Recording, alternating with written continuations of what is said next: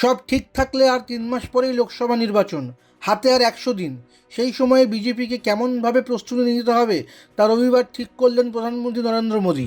BJP নেতাদের কথায় 5 মন্ত্র দিয়েছেন মোদী। শনিবার দিল্লির ভারত মণ্ডপমে বিজেপির রাষ্ট্রীয় অধিবেশন বসে। যোগ দিয়েছিলেন দেশের সব রাজ্যের বিজেপি নেতৃত্ব।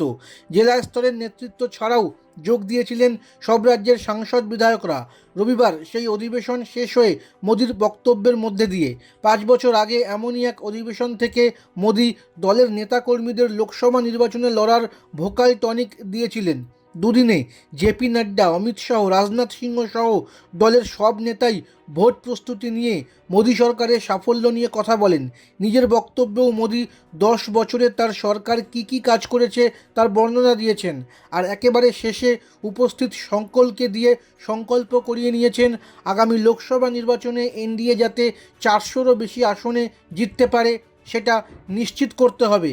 কেন্দ্রীয় সরকারের বিভিন্ন প্রকল্পের নামে স্লোগানের পর ভোটের স্লোগানও ঠিক করে দেন।